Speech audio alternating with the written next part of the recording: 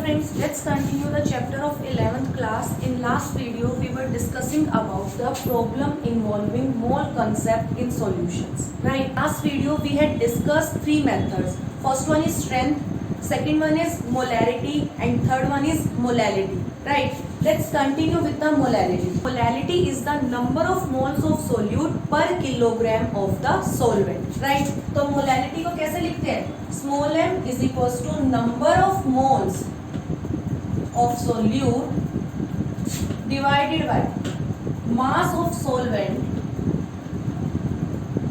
in kilogram. Right? तो इसकी unit क्या हो जाएगी? नंबर ऑफ मोल्स की क्या होती है? Moles per kilogram. Right? Let's continue with new method, that is normality, जिसको हम कैपिटल N से डिनोट करते होते हैं. राइट? ये जो नॉर्मेलिटी है ना, ये समवट मोलैरिटी के सिमिलर होती है. कैसे? हम मोलैरिटी में किसको लेके चलते हैं? मोलैरिटी में क्या होता है? Volume of solution in litre. Normality में भी आपके पास क्या होगा? वॉल्यूम ऑफ सॉल्यूशन होगा. किसमें? लीटर में. तो दोनों में फर्क क्या है? नॉर्मेलिटी के केस में क्या होता है? This is the number of gram equivalent of the solute in 1 litre of the solution. Right? तो कैसे लिखेंगे? Number of gram equivalent of solute divided by volume of solution in litre. Right? और solution अगर आपको millilitre में given है तो क्या बन जाएगा? Normality is equals to number of gram equivalent of solute divided by volume of solution in millilitre multiply by 1000. Right? अब बात आती है नंबर ऑफ ग्राम इक्विवेलेंट को आप कैसे कैलकुलेट करते हो? आप नंबर ऑफ मोल्स को कैसे निकालते थे? Number of moles is equals to given mass divided by molecular mass. Right? तो नंबर ऑफ ग्राम इक्विवेलेंट क्या होंगे? Number of gram equivalent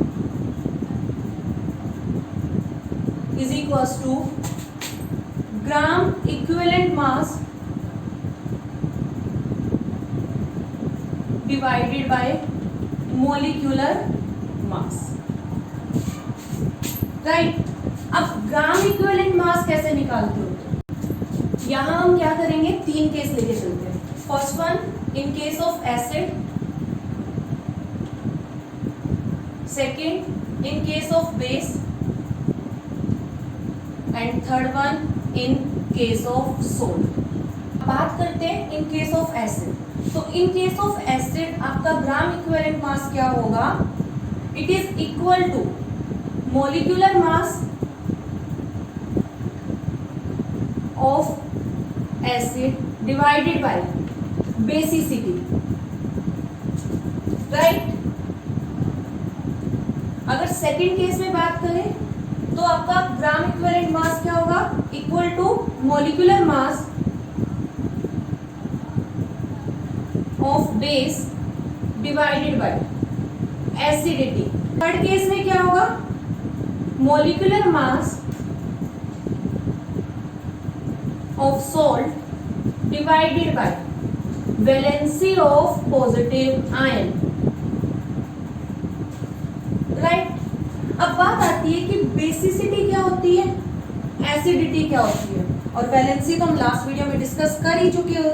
right? तो बेसिसिटी क्या होती है? हमें पता है एसिड वो सब्सटेंस है जो H पॉजिटिव आयन को गिव आउट करते होते हैं. राइट? तो कोई एसिड जितने number of H positive ion को गिव आउट करता होता है उसको हम उसकी क्या बोलते हैं? बेसिसिटी बोलते होते हैं. फॉर एग्जाम्पल हम H2SO4 लेके चलते हैं. डिसोशिएट करोगे, ये 2H positive plus SO4 2 negative में डिसोशिएट होगा. तो इसने कितने H पॉजिटिव आयन दिए? 2. तो इसकी बेसिसिटी क्या हो जाएगी? 2 हो जाएगी. राइट? सिमिलरली HCl, इसको आप डिसोशिएट करोगे H positive plus Cl negative, right. तो कितने H positive ion give out कर रहे हैं? 1। तो इसकी बेसिसिटी कितनी हो जाएगी? 1, right.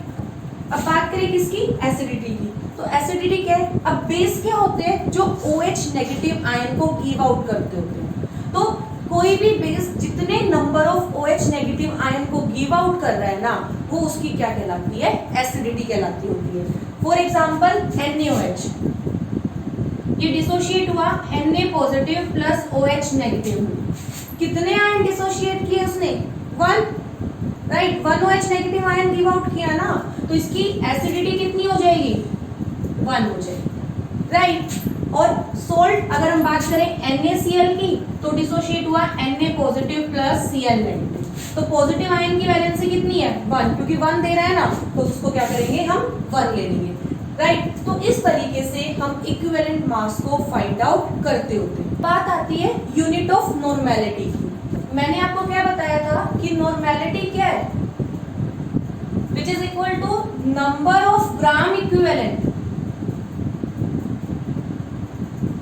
of solute divided by volume of solution in liter। Number of gram equivalent की यूनिट क्या हो जाएगी? ग्राम इक्विवेलेंट,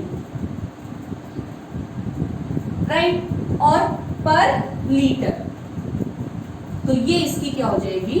यूनिट हो जाएगी। अगर हम बात करें नेक्स्ट मेथड की, तो नेक्स्ट मेथड क्या है? Mole fraction. 2 वर्ड से मिलके बना है। First one is mole. Mole हमें पता है क्या है? अमाउंट ऑफ सोल्यूट हो सकता होता है या अमाउंट ऑफ सोलवेंट हो सकता होता है, राइट। और फ्रैक्शन क्या होता है? टोटल में से कितना पार्ट आप यूटिलाइज कर रहे हो, उसको आप क्या बोलोगे? फ्रैक्शन बोलोगे। तो मोल फ्रैक्शन क्या होगा? This is the number of moles of any component, right, divided by the total number of moles of both component, right. अगर हम मान के चले ए आपका क्या है? सोल्यूट, और बी आपका क्या है? Solvent, right. और Na क्या है?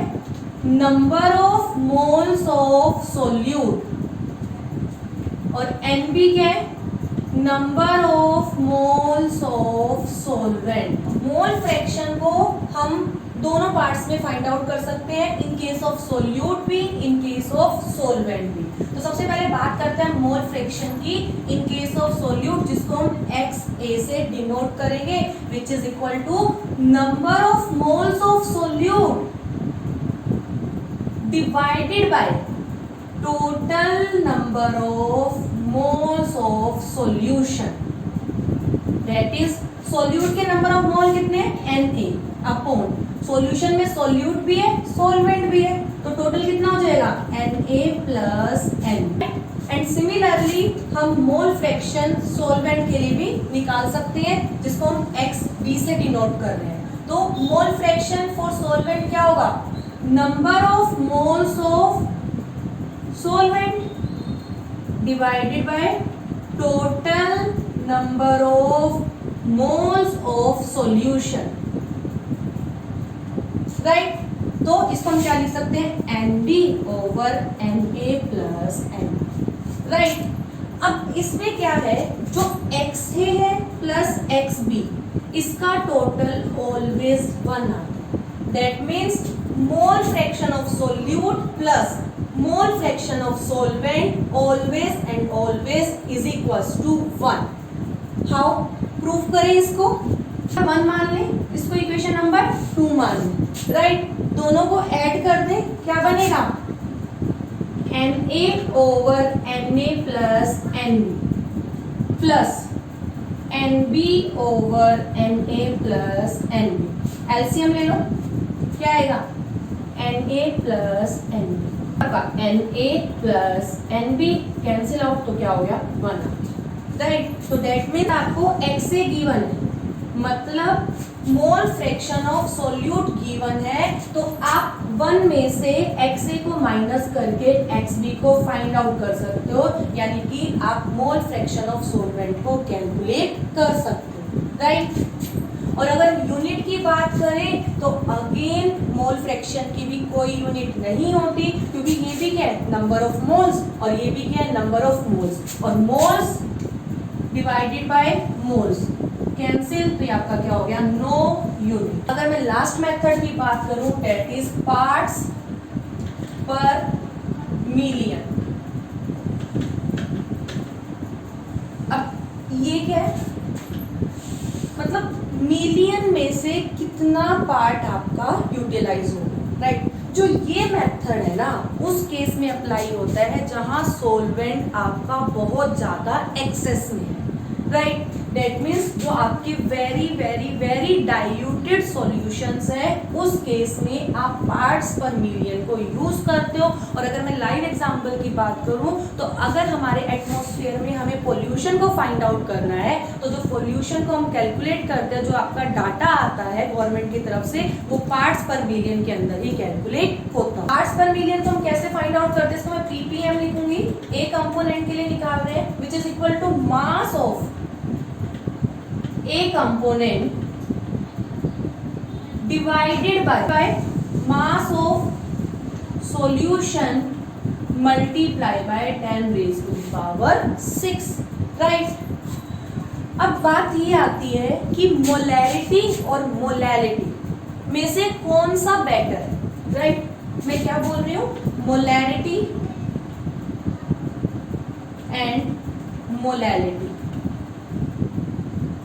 Which one is better, right?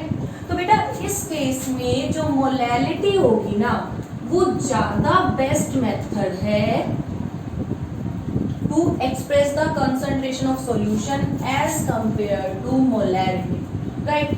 Why? अब हमने क्या बोला था, मोलैरिटी में क्या होता है, number of moles of solute पर किलोग्राम ऑफ द सोलवेंट, यानी कि हम किसको कंसीडर कर रहे हैं, मास। जबकि मोलैरिटी के केस में हमने क्या बोला था, number of moles of solute पर लीटर ऑफ सॉल्यूशन, यानी कि हम किसको कंसीडर कर रहे हैं, वॉल्यूम।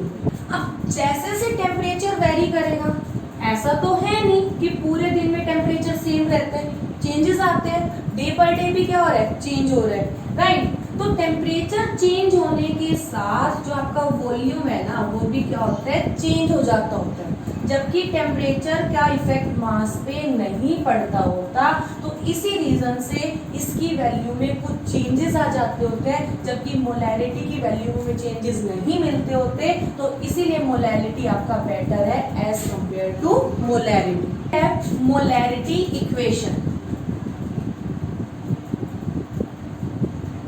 अगर हम एज्यूम करके चलते हैं कि m1 मोलैरिटी है किसी एक सॉल्यूशन की और v1 उसका क्या है, वॉल्यूम, और m2 आपका क्या है, मोलैरिटी है किसी अदर सॉल्यूशन की और v2 क्या है, इसका वॉल्यूम। तो m1 v1 is equals to m2 v2 होगा, तो हम क्या बोलते हैं, molarity equation, right. And similarly हम नॉर्मेलिटी इक्वेशन भी फाइंड आउट कर सकते हैं, तो वो क्या होगी, n1 v1 is equals to n2 v2, right. अब कुछ आपके पास ऐसा गिवन है कि आप कोई दो सॉल्यूशन को आपस में मिक्स करते होते हो and then you have to find the molarity and normality, तो आप कैसे कैलकुलेट करोगे। तो अगर हम फर्स्ट केस को डिस्कस करें, तो फर्स्ट केस क्या है कि आप एनी टू एसिड्स को मिक्स कर रहे हो या एनी टू बेस को मिक्स कर रहे हो, दैट मीन्स जो भी आप मिक्स कर रहे हो ना, बोथ हैव सेम टाइप। क्या बोला कि m1 मोलैरिटी है एनी एसिड और v1 उसका क्या है, volume, right. And similarly m2 आपकी मोलैरिटी है एनी अदर एसिड की और v2 क्या है उसका, वॉल्यूम। तो आपको इन दोनों को मिक्स आउट करके जो फाइनल सॉल्यूशन बनेगा उसकी मोलैरिटी फाइंड आउट करनी है। तो क्या होगी इक्वेशन, वो मान लो m3 क्या होगी, मोलैरिटी आफ्टर मिक्सिंग, v3 क्या होगा, वॉल्यूम आफ्टर मिक्सिंग, राइट। तो क्या इक्वेशन बन जाएगी, m1 v1 plus M2V2 is equals to M3V3, right. M1 given है, V1 गिवन है, M2 गिवन है, V2 गिवन है, M3 हमें फाइंड आउट करना है और V3 को हम कैसे निकालेंगे, V3 is equals to V1 plus V2, right. और इसमें पुट करके हम M3 को फाइंड आउट कर सकते हैं। एंड सिमिलरली अगर आपको नॉर्मेलिटी गिवन है तो उस केस में आप क्या करोगे, N1V1 plus N2V2 is equals to N3V3। ये कब होगा, जब आपके पास दोनों एसिड ही मिक्स होंगे या दोनों बेस ही मिक्स होंगे, राइट। बट अगर कुछ ऐसे सिचुएशन है कि एक एसिड को आप बेस के साथ मिक्स कर रहे हो, राइट, तो उस केस में आप नॉर्मेलिटी को कैसे फाइंड आउट करोगे। तो एक बात ध्यान रखना कि 1 मोल एसिड 1 मोल बेस को न्यूट्रलाइज नहीं करता, जबकि 1 gram equivalent acid neutralised 1 gram equivalent